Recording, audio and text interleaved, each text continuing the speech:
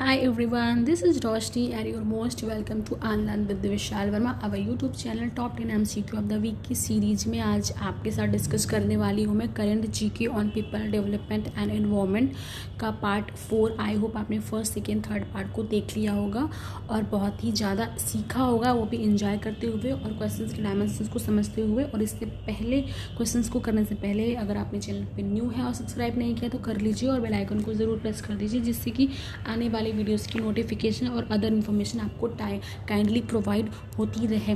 तो बढ़ते हैं अपने क्वेश्चंस की तरफ।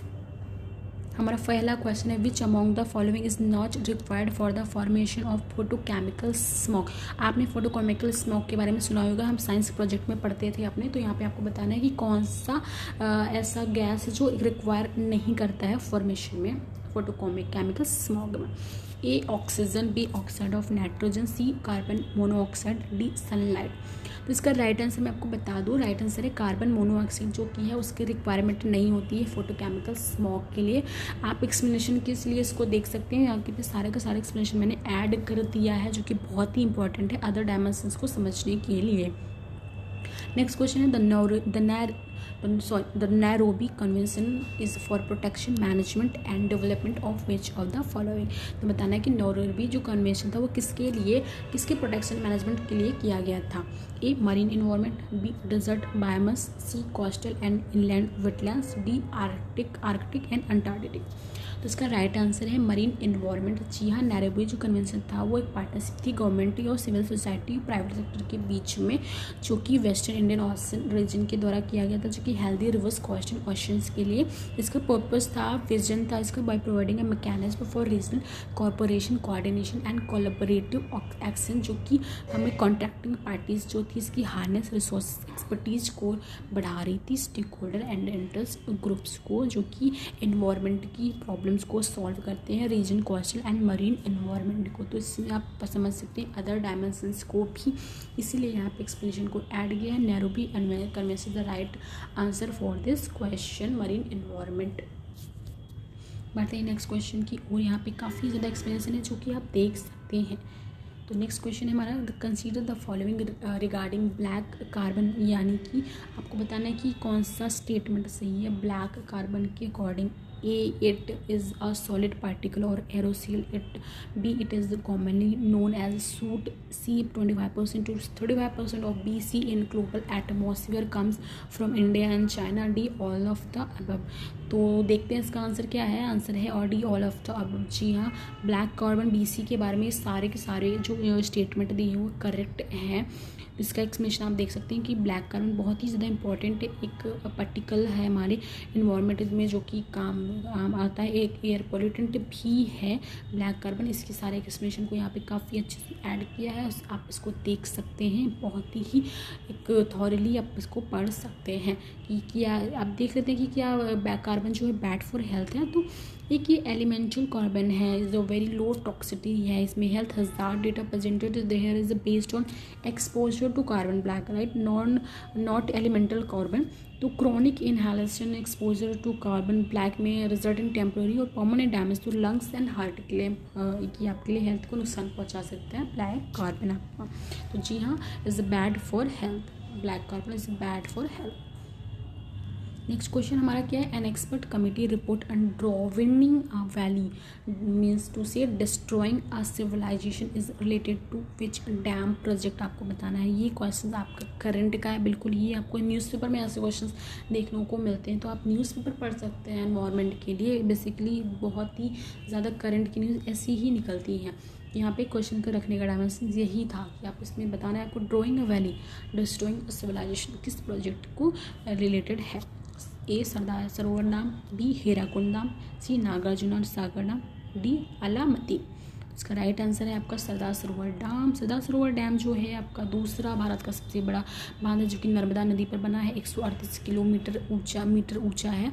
नर्मदा नदी पर बनने वाले 30 बांधों में सरदार सरोवर और मैहसर दो सबसे बड़ी बांध परियोजनाएं हैं और इसकी लगातार विरोध होता रहा है। बढ़ते हैं नेक्स्ट क्वेश्चन की ओर। Rio plus 20 summit was held in, Rio 20 जो समिट है कहाँ पे हेल्ड हुई। A Durban, B Johannesburg, C Rio de Janeiro, D Cancun. तो आपको राइट आंसर है रियो डी जेनेरियो। में हुआ था रियो हमारा 20 समिट। इसकी एक्सप्लेनेशन को आप देख सकते हैं। पढ़ते हैं नेक्स्ट क्वेश्चन को। Which of the following is non formal environment education and awareness programme. आपको बताना है कि नॉन फॉर्मल एनवायरमेंट प्रोटेक्शन और एजुकेशन का प्रोग्राम कौन सा है इसमें। A environmental appearance courses, B national environment awareness campaign, C environmental education in school system, D environmental management business studies. B इसका राइट आंसर है नेशनल इन्वायरमेंट अवेयरनेस कैंपेन, जो कि हमारा नॉन फॉर्मल है, इन्वायरमेंट के लिए एजुकेशन की awareness programme चलाता है। काफ़ी सारे यहाँ पे आपको ट्रेनिंग्स दी जाती हैं और रोल प्ले किए जाते हैं इनकरेज और इन्हांस के लिए पीपल पार्टिसिपेशन का जो एक्टिविटीज़ होती हैं कन्वर्सेशन, प्रोटेक्शन एंड मैनेजमेंट के लिए, जो कि इन्वायरमेंट के लिए बहुत ही ज़्यादा इंपॉर्टेंट होती है और जिससे हम अपना सस्टेनेबल डेवलपमेंट को अचीव कर सकते हैं। तो आप इसके बारे में और ज़्यादा देख सकते हैं, यहाँ पे मैंने एक्सप्लेनेशन को ऐड कर दिया है। नेक्स्ट क्वेश्चन है which of the following oxide of nitrogen is the major air pollutant released from automobile exhaust. आपको बताना है इसमें से कौन सा ऑक्साइड का नाइट्रोजन को मेजर पॉल्यूटेंट प्रेस करता है ऑटोमोबाइल से निकलने वाली इंडस्ट्रीज से। NO, N2O, NO2, N2O3 इसका राइट आंसर है। और NO nitrous oxide commonly called laughing gas इसको बोल सकते हैं, is a green house gas that contributes to global warming. Nitrogen oxide pollution is emitted from vehicle exhaust and the burning of coal, oil, diesel, fuel and natural gas, especially from electric power plants. ठीक है, तो बाकी आप देख सकते हैं यहाँ पे, क्योंकि water pollutants are released by motor vehicle से कौन से पोल्यूशन रिलीज होते हैं एग्जॉस्ट, तो कार्बन मोनोऑक्साइड होता है, हाइड्रोकार्बन होता है, नाइट्रोजन ऑक्साइड होता है और पार्टिकल्स होते हैं, volatile organic compounds, sulphur dioxides होते हैं यहाँ पे, जो कि बहुत ही ज़्यादा पोल्यूटेंट करते हैं हमारी इन्वायरमेंट को और ये हेल्थ के लिए भी बहुत ही नुकसानदायक होते हैं। नेक्स्ट क्वेश्चन है हमारा, हमें मैच करना है लिस्ट फर्स्ट को सेकंड से, जो कि कंटेंट कर रहा है पॉल्यूटेंट गैसेस को और उनकी थ्रेशोल्ड लिमिट यानी सेफ लिमिट की वैल्यू को एज पर WHO स्टैंडर्ड के अकॉर्डिंग आपको यहाँ पे बताना है। करेक्ट कोड में पॉल्यूटेंट गैस यहाँ पे दी हुई एक साइड में थ्रेशोल्ड लिमिट है, आपको बताना है इसमें कौन सा करेक्ट कोड है। तो इसको मैं आंसर आपको बता देती हूँ, इसका राइट आंसर है सी, ऑप्शन सी। तो आप देख लेते हैं इसका क्या है, इसको मैच करना है। ए यानी कि ए का सेकेंड देखें तो CO की जो लिमिट है वो है आपकी 50 ppm और बी का फर्स्ट यानी कि SO2 का 2 ppm और C का फोर्थ है आपका यानी कि NO का आपका है 25 ppm और D का थर्ड यानी कि पैन का पर्टिकुलर मैटर जो होता है D का आपका थर्ड है यानी कि आपका 0.08 AM। ऐसे ही आप एक अगर आपको एक इसमें मिलान करने में आपको अगर एक मिल गया आपको 2 का आपको बताए तो आप इसको अच्छे से मिलान कर सकते हैं। बाकी आपको इनके लिए तो आपको थ्रेशोल्ड लिमिट के बारे में पता ही होना चाहिए। बढ़ते हैं नेक्स्ट क्वेश्चन की ओर। नेक्स्ट क्वेश्चन है हमारा अजर्शन और रीजनिंग का। यहाँ पे बहुत इंपॉर्टेंट होता है कि आपको अजस्ट कंसेप्ट क्लियर हो, जो कि और आपको ये देखना होता है कि आपका जो अजर्शन दिया गया है वो जो आपका रीजन है वो अजर्शन को सपोर्ट कर रहा है कि नहीं कर रहा है। तो देखते हैं कि क्वेश्चन का डायमेंशन कैसा है।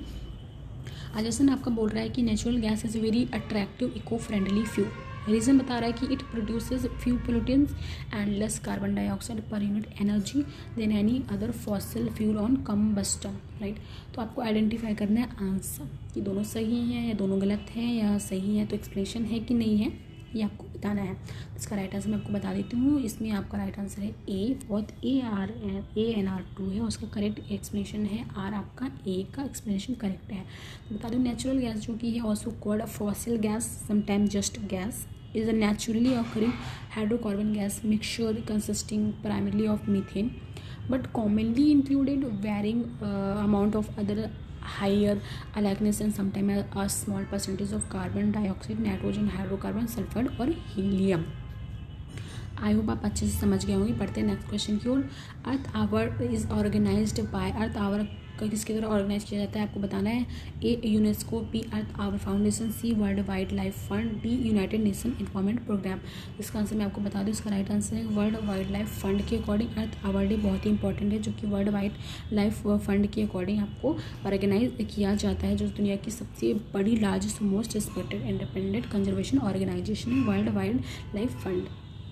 तो आज के हमारे टॉप 10 क्वेश्चंस कंप्लीट होते हैं इन्वायरमेंट का पार्ट 4 के। और आप इसी तरह देखते रहिए, रेगुलर वीडियोस आ रही हैं गाइस। और हमारे चैनल को शेयर लाइक सब्सक्राइब भी करते रहिए और हंसते मुस्कुराते सीखते रहिए, देखते रहिए ऑनलाइन विद विशाल वर्मा। बाकी की इन्फॉर्मेशन के लिए आप जुड़ सकते हैं हमारे टेलीग्राम और व्हाट्सएप नंबर पर। नंबर स्क्रीन पर फ्लैश हो रहा है और बाकी की इन्फॉर्मेशन हम आपको डिस्क्रिप्शन बॉक्स में दे देंगे, तो जुड़ जाइए हमारे चैनल से आगे अदर इन्फॉर्मेशन के लिए। आज के लिए इतना ही, मिलते हैं नेक्स्ट सेशन में। Thank you so much, have a nice day.